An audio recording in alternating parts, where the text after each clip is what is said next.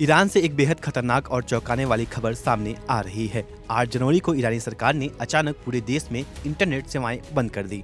बताया गया है कि यह कदम बाहरी ताकतों से चल रहे आतंकवादी अभियानों को रोकने के लिए उठाया गया है।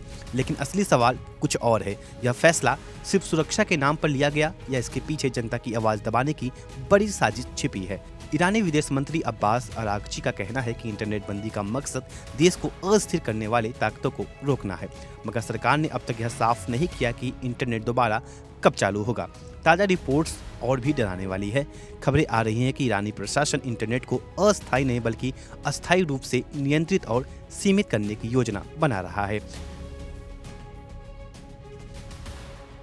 न्यूज वेबसाइट ईरान वायर के मुताबिक सरकारी प्रवक्ता फातिमा मोहजरानी ने संकेत दिए हैं कि अंतर्राष्ट्रीय इंटरनेट कम से कम मार्च के अंत यानी ईरानी नए साल तक बंद रह सकता है। इंटरनेट की आज़ादी पर नज़र रखने वाली संस्था फिल्टर वॉच ने दावा किया है कि सरकार जल्दबाजी में नए नियम बना रही है ताकि ईरान को पूरी तरह ग्लोबल इंटरनेट पे काट दिया जाए। रिपोर्ट में यहाँ तक कहा गया है कि अब अंतर्राष्ट्रीय इंटरनेट पहले जैसा कभी नहीं रहेगा। ईरान में इंटरनेट पर पाबंदियां नई बात नहीं है। यहाँ पहले से इंस्टाग्राम, फेसबुक, यूट्यूब जैसे पश्चिमी प्लेटफॉर्म ब्लॉक हैं। लोग वीपीएन के सहारे किसी तरह बाहरी दुनिया से जुड़े रहते थे, लेकिन अब वह रास्ता भी बंद किया जा रहा है।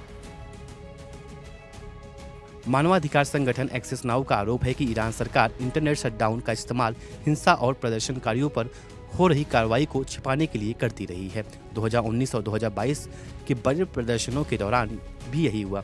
जून 2025 में ईरान इजराइल तनाव के समय भी इंटरनेट बंद किया गया था, लेकिन मौजूदा ब्लैकआउट अब तक का सबसे लंबा माना जा रहा है।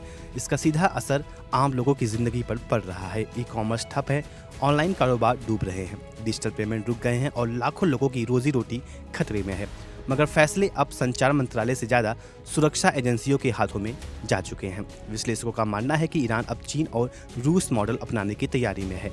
चीन का ग्रेट फायरवॉल अपने नागरिक को ग्लोबल इंटरनेट से लगभग काट देता है। रूस ने भी रूनेट नाम का सिस्टम बनाया है, जिसने एक डिजिटल कील स्विच से पूरे देश को वर्ल्ड वाइड वेब से अलग किया जा सकता है। British cyber expert professor Alan Woodward का कहना है कि ईरान शायद ऐसा सिस्टम बना रहा है जहां बिना सरकारी मंजूरी के किसी को इलेक्ट्रॉनिक एक्सेस ही न मिले। लेकिन सवाल सिर्फ तकनीक का नहीं, राजनीति का है। क्या ईरान पूरी तरह डिजिटल दीवार खड़ी कर पाएगा? क्या जनता इस नियंत्रण को स्वीकार करेगी? और सबसे बड़ा सवाल, क्या इंटरनेट बंद कर देने से सच भी बंद हो जाएगा? दुनिया की नज़र अब ईरान पर है, क्योंकि यह लड़ाई सिर्फ इंटरनेट की नहीं, आवाज़, आज़ादी और सच्चाई की है। इस खबर को लेकर आप क्या कुछ सोचते हैं? अपना राय कमेंट सेक्शन में ज़रूर साझा करें। तब तक के लिए नमस्कार।